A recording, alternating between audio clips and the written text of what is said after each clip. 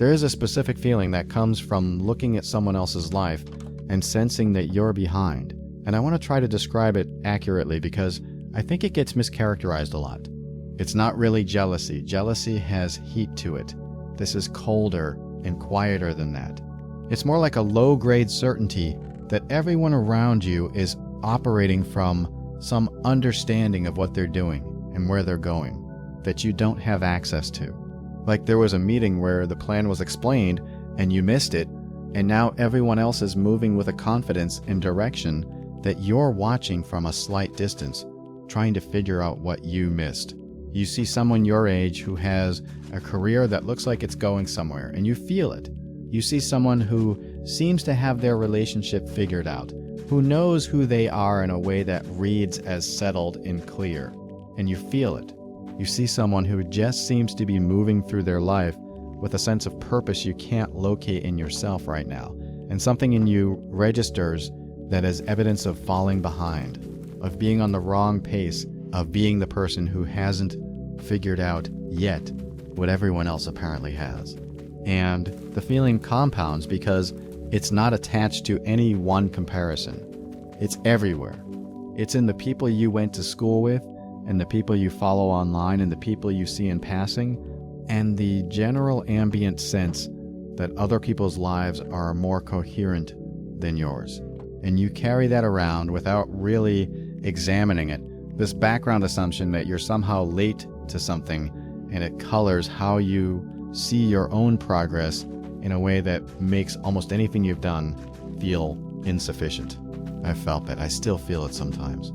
And I want to talk about why it's not telling you what you think it's telling you.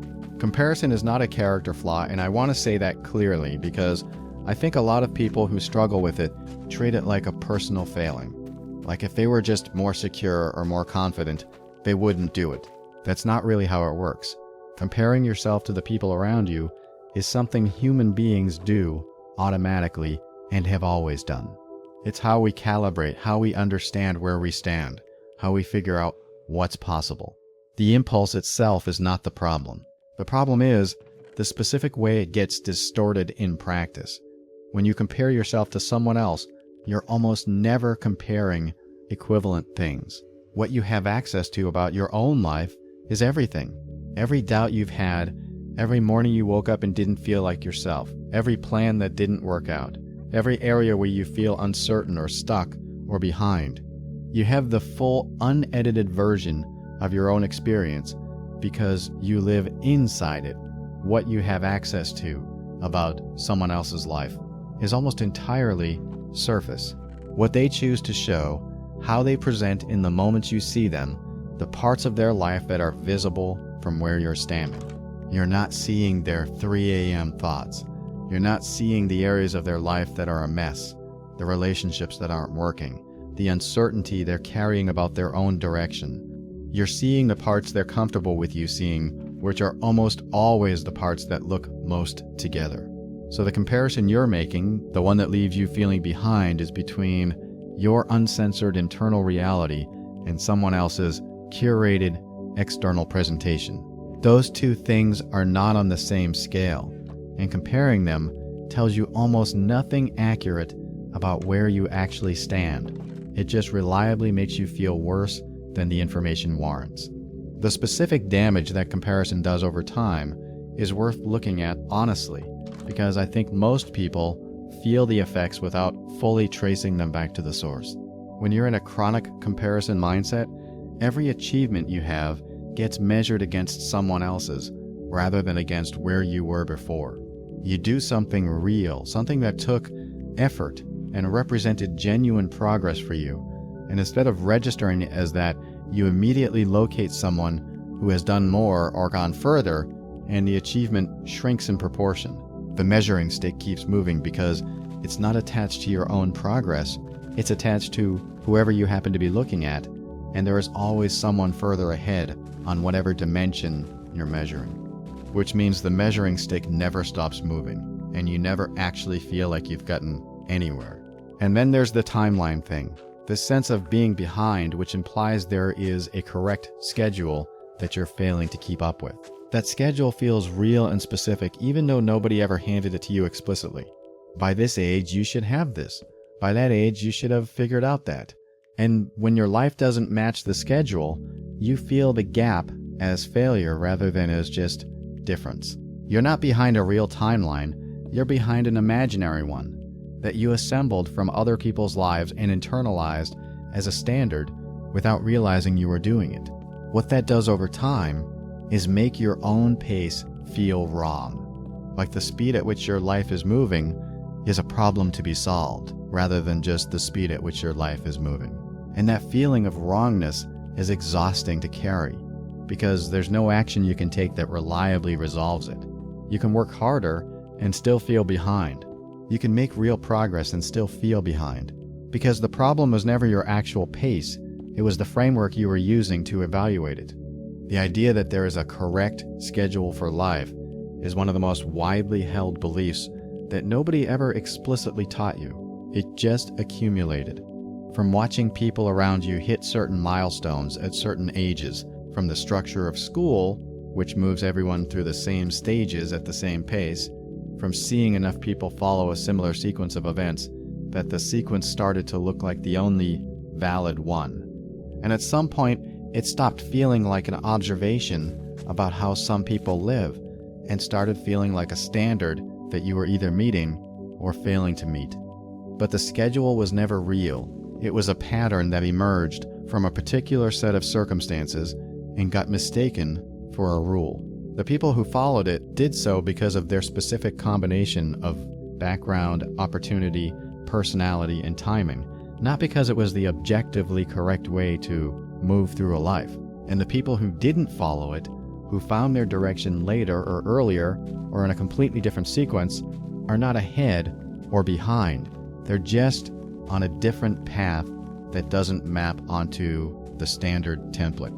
There are people who knew exactly what they wanted at 19 and built toward it from there. And there are people who spent their 20s trying things that didn't work and figured out what they actually wanted at 32. And there are people who thought they had it figured out at 25 and completely changed direction at 40 and found something that felt more true than anything before it. None of those is the correct version. They're all just lives, moving at the pace they moved, shaped by the specific person living them. The cost of believing in the schedule is that you spend a lot of time measuring your life against a timeline that was never designed for you specifically. Every year that passes without you hitting the expected markers feels like a year lost rather than a year lived. And that framing turns your actual life with all its real experiences and real progress and real moments into evidence of failure rather than evidence of a life being built at its own pace. That's a significant cost for something that was never based on anything real in the first place. The person you're comparing yourself to is doing the same thing you're doing.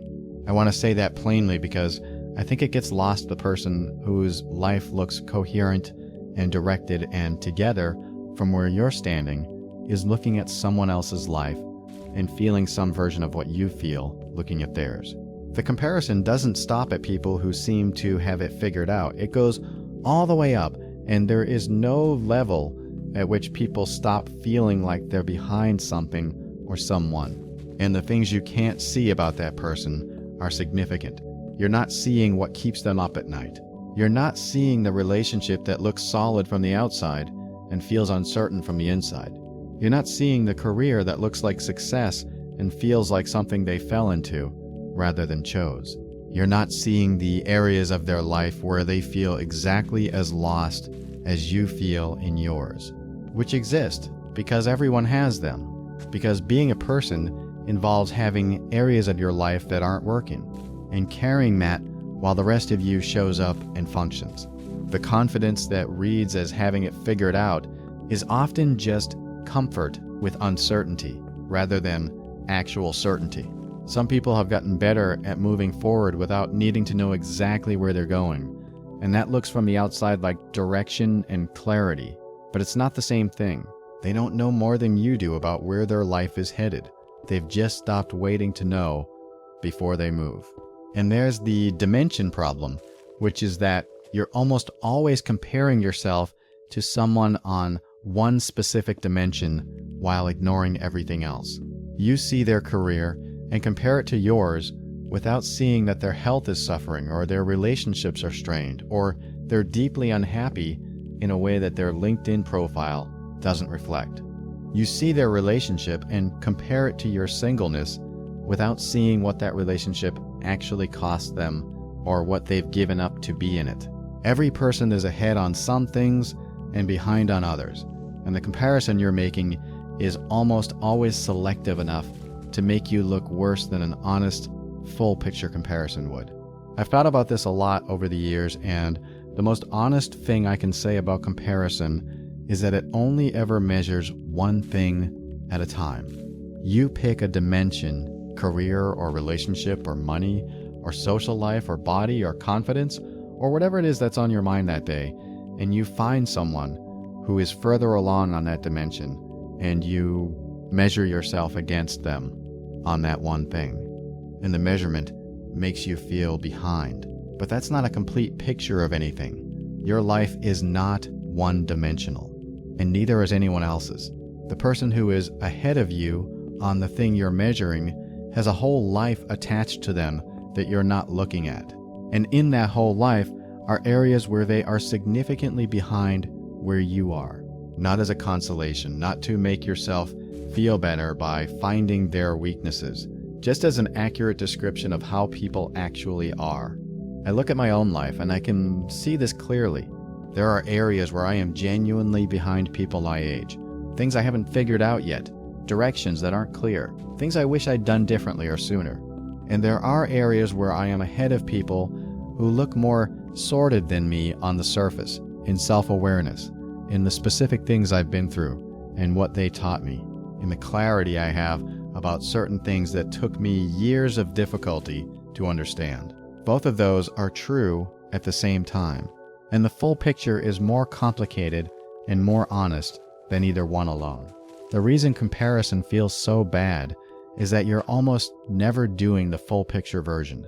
You're doing the selective version, the one where you find someone who is ahead on the specific thing you feel most insecure about and hold yourself up against that one data point. And that version will always make you feel behind because it was designed without you realizing you designed it to do exactly that. The phrase "figuring it out" implies there is a destination you arrive at where things become clear and settled, and you stop having to navigate uncertainty. And I think a lot of the anxiety around feeling behind comes from believing that destination exists and that other people have reached it and you haven't. It doesn't exist, or at least not in the way the phrase suggests. What actually happens for people who seem to have it together is not that they have resolved the uncertainty. It's that they've developed a different relationship with it. They've gotten comfortable making decisions without full information, moving in a direction without being certain it's the right one, building something without knowing exactly how it's going to turn out. That comfort with uncertainty reads from the outside as confidence and direction and having things figured out, but it's not the same thing. They're still uncertain. They're just not waiting for the uncertainty to resolve before they act. The people who look most settled are often the ones who have simply stopped expecting to feel ready before they move. Readiness is a feeling that arrives after you've already started, not before, and understanding that changes what figuring it out actually means. It stops being a state you're trying to reach and becomes more like a practice you keep doing, of making choices with the information you have and adjusting as you go. And the doubt you're carrying, the sense that you don't quite know what you're doing, is not evidence that you're behind the people who seem more certain. It's just evidence that you're being honest with yourself about the uncertainty that everyone is actually operating inside. Some people are just better at not showing it, or have convinced themselves it isn't there, which is not the same as not having it. I want to end with something that I mean genuinely, rather than something that sounds good as a closing line. You are not behind, I know. That might be hard to feel right now if you're in the middle of comparing yourself to someone whose life looks more together than yours. But the behindness you're feeling is not a measurement of anything real. It's a feeling produced by an unfair comparison between your full internal reality and someone else's partial external presentation, measured against a timeline that nobody actually set and that was never designed with your specific life in mind. Your life is moving at the pace it's moving, and that pace is not wrong. Some things are taking longer than you expected, and some things will arrive earlier than you think, and some things will happen in an order you didn't plan for. And all of that is just what a life looks like from the inside when you're in the middle of it, rather than looking back at it from a distance with the benefit of knowing how it turned out. The people you're comparing yourself to are carrying versions of the same uncertainty you're carrying. They're measuring themselves against someone else too. They have areas of their life that are a mess that you're not seeing. They have doubts about their direction that don't make it into the version of themselves they show the world. And they are probably at some point looking at something in your life and feeling some version of what you feel looking at theirs. The only comparison that actually tells you anything useful is the one between who you are now and who you were before. That's the one with real information in it. That's the one that shows you whether you're moving, whether you're learning, whether the choices you're making are building something. Everything else is noise dressed up as data. You're not behind. You're just somewhere in the middle of your story, which is exactly where you're supposed to be at this point in it.